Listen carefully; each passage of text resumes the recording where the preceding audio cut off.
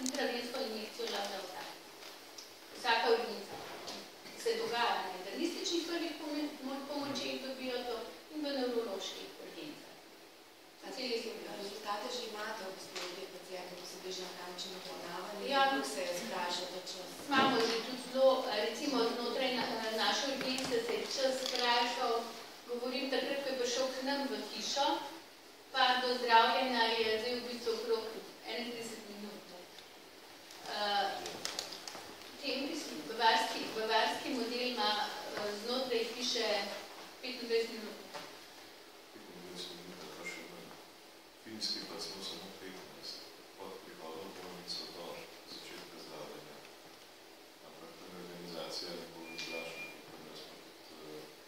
Ljudje so drugačni, skratka, to je drugačna mentaliteta. Mislim, da vprašanje, če bo to kdaj pod nas pomoč. Nemče, 15 minut finska pa 15. No pa ne sem to. Drugače pa v bistvu znotraj naših partnerskih bolnišnic, tam, kjer smo izravili trombolizo, mi smo povečali znotraj telekapij procent tromboliza na 55%. Se pravi, tisti pacijenti, ki so prišli za ishemično možgansko kapijo v model telekapij, jih je več kot polovica dobila trombolizo in 18% od teh je pa imelo še mehansko revaskularizacijo. Se pravi, zelo smo povečali.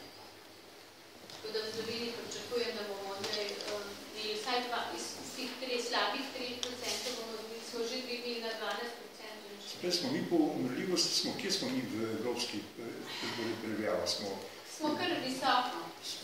Imamo visoko umrljivost. Visoko umrljivost. Zdaj, ko so se intervencije zmanjšale, padle so intervencije, očitno neki procent ljudi, pacijentov umrl. Imate kakšno analizo, koliko jih je zdaj umrli zato, ker so se zmanjšale intervencije?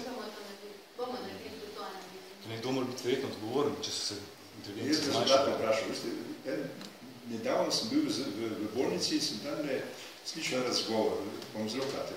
In je vprašal zdravnika in pacient je vprašal, kako bo vas gnoj, rekel, jaz mislim, da bo v redu. Pole preko, a vi spremljate, ko mi gremo z te bolnice, pa je rekel, mi ne spremljamo, ker tisti, ki se vrnejo, se pač vrne, tisti, ki se ne vrnejo, pa zadnje ne vem, kje so. Moram reči, da ta izjava me je zmotila, pošteno reči, upam, ker vidim, da imate sorazmerno sistemsko prav zastavljeno stvar in da bi bilo prav, da se to daljuje. To je pač spodbujanje za registra. Mi bi morali imeti v Sloveniji en pravi registr za možgansko kap, ki ga pa nimamo, zaradi tega, ker pač država ni... V bistvu to je registr za možgansko kap je že uzakonjen, pa ga še vedno nismo začeli izvajati. Zaradi tega, ker ni nekoga, ki bi to izvajal. In to ni ena bolnišnica ali pa UKC na lokalnih nivoju, ampak mora to delati ena inštitucija, ki pač se bavi z registri. In registra mi nimamo. Imam podatke za UKC, recimo, da je umrljivost zaradi ishemične možganske kapi precej visoka 12%. Umrljivost zaradi pa recimo možganske krvavitve pa še večja, pa 25%. Kar je delež visoka. Kaj je po ostalih bolnišnicah, pa teh podatkov nimam in tudi ne morem dobiti, ker nimamo registra.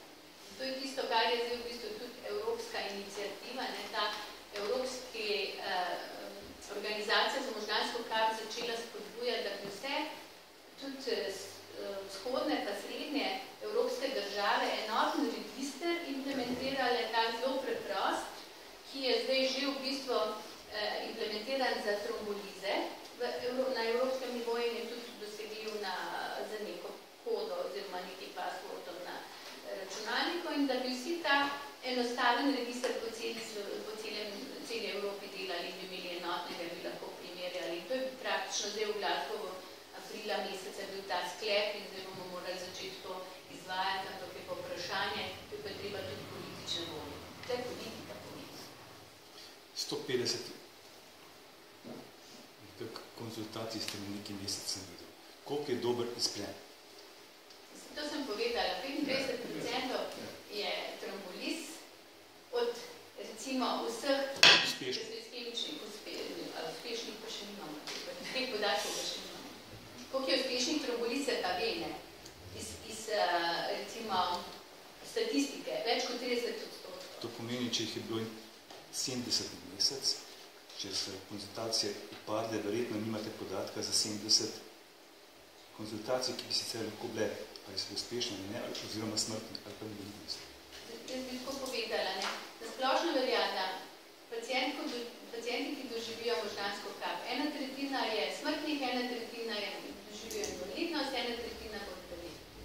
In zdaj, če gledamo po tretjini, ne, to globalno gledano po celem svetu, ne govorimo o najbolj razvitih državah, potem lahko sklepamo iz tega. Koliko recimo smo zdaj v zadnjem mesecu, ko se nam je za 1/3 zmanjšalo konzultacij, izgubili pacientov. Torej, od tega ste verjetno izgubili tretjino pacientov. Ja. No, hvala. Imamo še eno vprašanje. Jaz sem zahvaljujem, ker ste dovolj plastično in pa celovito predstavili, prav, da bi pa to mogoče večkrat naredili, da pokažete vsaj do pol leta, kje ste s temi vsemi dosežki ali povirali vas. Problem imamo še za povratnimi informacijami. Ne? Mi še nismo uspeli od regionalnih telekabelnišnic dobiti za vsakega pacienta povratno informacijo. To pomeni, da bi oni enostavno nam odpisnice pošiljali. Ja. To imamo velik.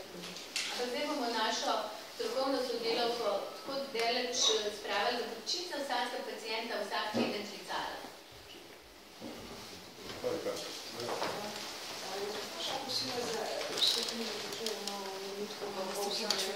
Še